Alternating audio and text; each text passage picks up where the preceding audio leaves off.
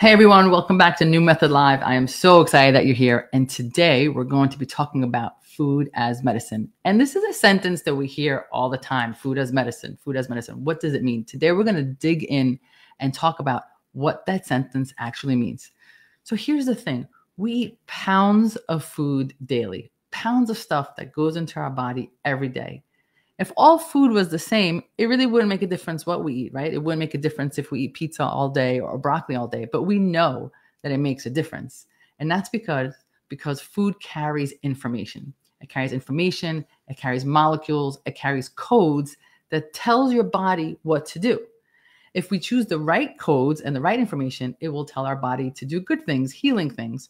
And if we choose foods that have different kind of codes, it could tell our bodies to cause inflammation, oxidative stress, and turn on disease-causing genes. So the point is, when we talk about food as medicine, we're talking about understanding these instructions and using food choices to give you the right instructions so that your body does the things that you want it to do. So let's make it simple. And this is an example I like to give on a patient that I know is listening because she listens to all my podcasts, who suffered from nasal drip for over 5 years. And she took Zyrtec every single day and it hardly helped her. So she's using medicine as medicine and it didn't have the best effects. So what we did is, among other things, we took her off of dairy. And guess what? Her post-nasal drip completely resolved.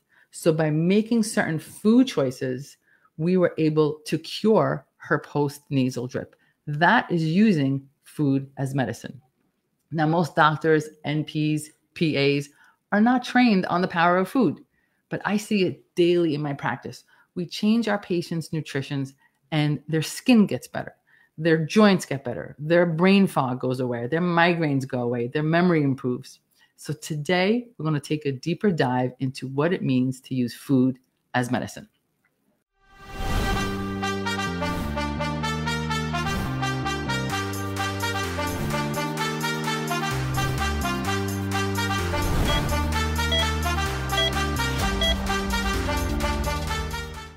But as always, I have to let you know how to reach me and my team. So if you're watching us on Facebook and you're watching us live, drop the word live. Let us know that you're here. And if you're watching us on replay, let us know. It's always a nice surprise to see those replay remarks. Thank you. At any point on any platform, if you drop the word change, it lets us know that you want our show notes and we'll reach out and send that to you. If you're watching us on YouTube, awesome. Don't forget to like and subscribe. I appreciate it. And if you're listening to us on the podcast, I'm wearing kind of a white sweatshirt and always the red stethoscope. So other than that, you're not going to miss anything. And no matter what platform you're on, please follow us on Instagram because we're funny and it's a great way to DM us at The New Method. And as always, share this with the people that you love so they can become the game changers in their life. In case you don't know who I am, my name is Efrat Lamondre. Everyone calls me E, and I invented the New Method, which empowers people to realize that their symptoms are not in their head and that it's time for you to become a game changer in your life because you always knew there was a better way.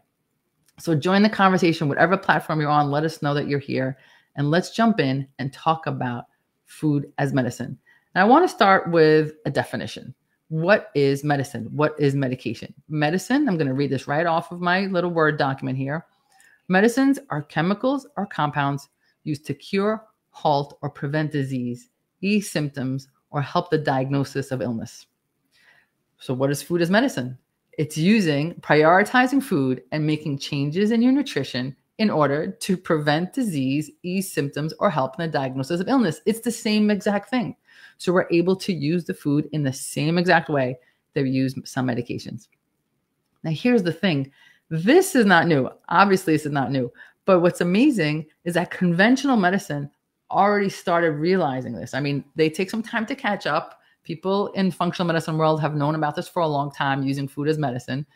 But it turns out that in 2018, both parties of Congress launched a group called the Food is Medicine Work Group because they realized that nutrition affects health.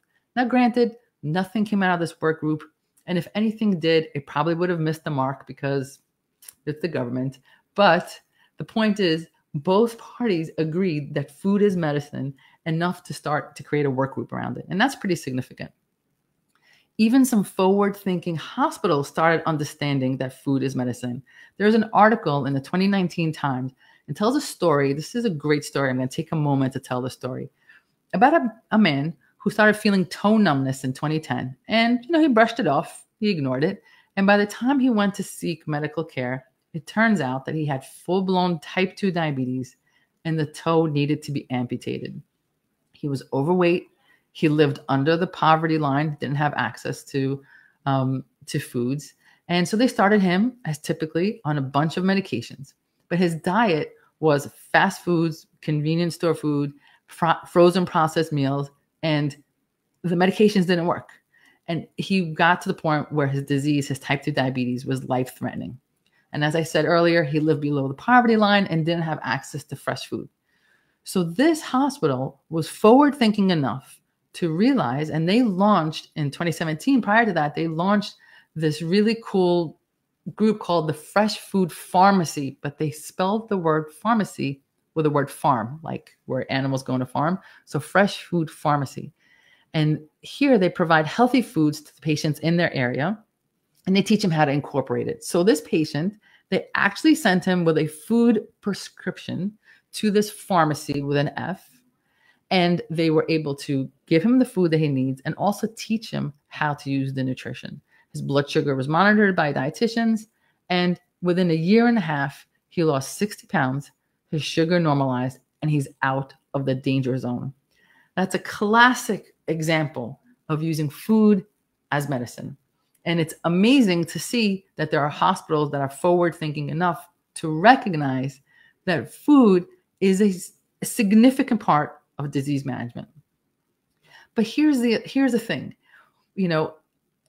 conventional medicine recognizes it up to a point. And this is really interesting. We know that, 11 million global deaths from ailments such as cardiovascular disease, cancer, type 2 diabetes, 11 million global deaths. All of these are due to nutrition. Nutrition is responsible for 11 million global deaths. In the US, 900 deaths per day from heart disease, stroke, type 2 diabetes, all resulting from poor diet. So we all know, we kind of know in the back of our heads that, oh yeah, diabetes, heart disease, sure, it's linked to food. But why do we have such a hard time understanding that just about every disease is linked to food? Why is it easy to understand that food can cause a heart attack, but so hard to understand that it can cause skin issues, brain issues, headaches, hormonal issues? And this is where we're at. Conventional medicine allows us to talk about food and nutrition when it comes to heart, cholesterol, diabetes. But once you start mentioning it for skin or for hormones or for brain fog, then it's quackery. And it's really interesting that this is where we're at right now. Now, of course, I'm going to go into details of what things to eat and what things not to eat. But first, the one thing I want you to get from here is that food affects every single thing in your body and can affect you just like and sometimes better than certain medications out there. I also want to do a quick timeout and say, I am not against medication. Anyone who knows me knows I will take medication if I need it, and I will prescribe medication if I need it. But I really think it's important to be part of this complete breakfast, which is what I like to say, which means using foods first, using foods as medication, as nutrition, using the coding and the programming in food to get us to the goals we need to. And then, of course, if we also need medication, we do. I like to have my feet in both worlds. Okay, so we got that. I hope we got it. We all got it. Food is medicine. We understand it now. We could heal things, not just diabetes and heart. We could actually heal other parts of the body. So before jumping into what you should eat and you shouldn't eat, for those of you who haven't watched my other lives, shame on you. Just kidding. I have to talk quickly about microbiome and inflammation. These are two really important things. And if you don't know what I'm talking about, please YouTube, Facebook, go find my talk on microbiome and my talk on inflammation. This is the critical piece of understanding how nutrition is important for our bodies. Okay, so microbiome, real quick. The microbiome is inside of you. There is a good balance of good bacteria and bad bacteria. And it's really important that these two stay in balance. If we have too much of the bad, it's not good. If we don't have enough of the good, it's not good. And it can actually cause disease. So making sure your microbiome is on point is a key factor of nutrition. And if you watch any of my lives, it's connected to mental health, it's connected to your skin, it's connected to your hormones, it's connected to everything.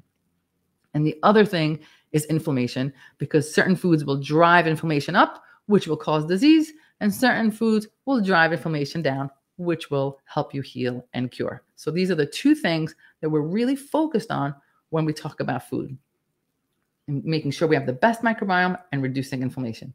Okay, let's start about the foods that we should remove. And I did a talk, I think it's called the 6 foods that you shouldn't have. Go run after this and watch this, because I go into detail. Here, I'm just going to kind of touch on them because it's a long enough talk today as it is, and I don't want to keep you here too long. So removing the poisons. And again, I think I did this talk in March, the 6 foods to never eat. Remove the standard American diet. It's called the SAD diet. The acronym is appropriate. It's high in carbs. It's high in sodium. It's high in processed meat. It's high in refined oils. All bad, all driving inflammation, all messing with your microbiome. High fructose corn syrup, HFCS, you have to get rid of it. And in that talk, I let you know where the hidden names of it is. They spike your insulin levels, cause inflammation, cause a mess. Get rid of the trans fat. It lowers your good cholesterol, increases your bad cholesterol. Remove the processed foods. They're not foods. Okay, cheese flavored, nacho flavored things are not food. You can't recreate it in your kitchen. It's not a food. Whatever flavor it is, it's not a food. It just fills your body with calories and zero nutrients. And so you're actually, you have to eat more and more and more of it, and you're not getting anywhere. And all those foods have chemicals in them to keep fresh. So anything that says, for freshness, you have to kind of run away from those, because that's filled with chemicals. Artificial sweeteners, again, terrible for you and can spike your insulin levels and certainly mess with your microbiome. And sodium. And when I say sodium, I don't mean table salt. I mean the sodium that's found in packaged food that drives up blood pressure and inflammation. So those are the things to remove. And if you want to go deeper, as I said earlier, just find that talk on the 6 foods. But here's the key thing. It's not enough to just remove the poisons.